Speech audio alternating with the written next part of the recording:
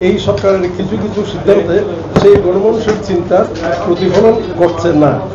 তার একটি জ্বলন্ত উদাহরণ হচ্ছে চট্টগ্রাম বন্দরের new mooring container terminal NCT. Dubai ভিত্তিক বিদেশি একটি কোম্পানি বিদেশি প্রতিষ্ঠান ডিপি ওয়ার্ল্ড ইজারা দেওয়ার সিদ্ধান্ত নিয়েছে।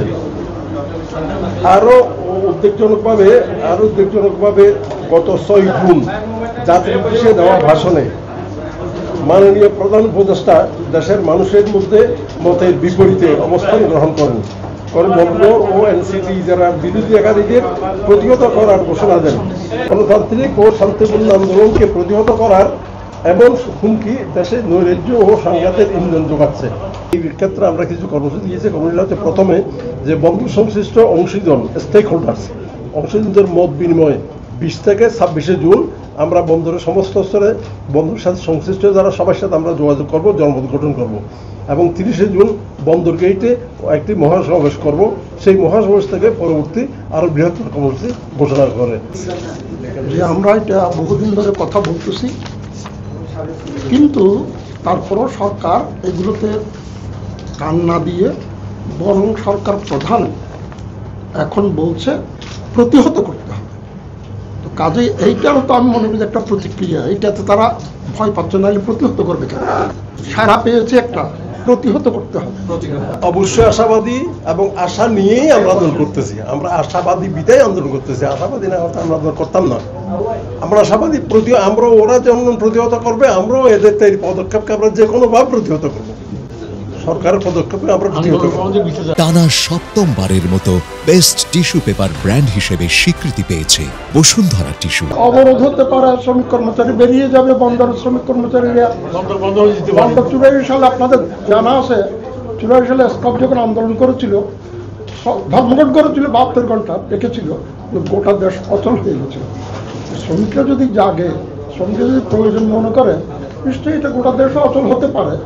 বন্দর সাথে ডক সহ সংশ্লিষ্ট 30,000 শ্রমিক ছিল এক সময়।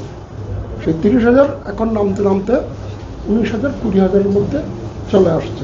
অটোমেশন হয়েছে, স্কিলনেস বেরোচ্ছে এই কারণে। তাইলে আমার দক্ষ জনশক্তি আমাদের বাংলাদেশের ভিতরে তৈরি হয়ে গেছে। তারপরে কাজে এইটা করে এখন কিছু কি করছে, তারা আউটসোর্সিং নতুন আইন বাইর করেছে। আউটসোর্সিং করে ঠিকা প্রথা অনেকটা কিছু বেতন দেয়, সেই বেতন দিয়ে মাসে বোনাস টোনাস এগুলো কিচ্ছু নেই, এইভাবে আউটসোর্সিং।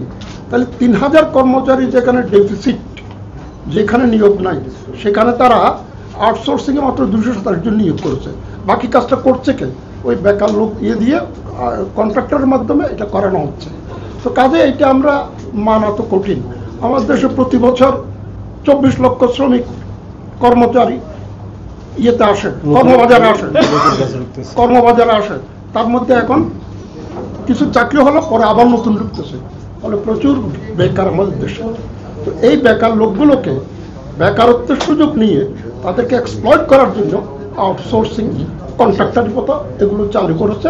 এটা এই নয়, এটা আগেও করেছে, আগের সরকারও করেছে, সবগুলো করেছে। তো আমরা তো এগুলোর বিরুদ্ধে।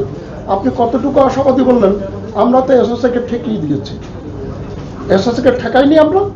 এবং সেখানে তখন তৎকালীন মন্ত্রী বন্দরে, আমার তো আপনারা যারা বয়সে প্রবীণ তারা জানবেন, সাবের হোসেন চৌধুরী মিটিং করতে পারে নাই, আমরা সেখানে বন্দরের সামনে ঘেরাও করে ফেলেছিলাম।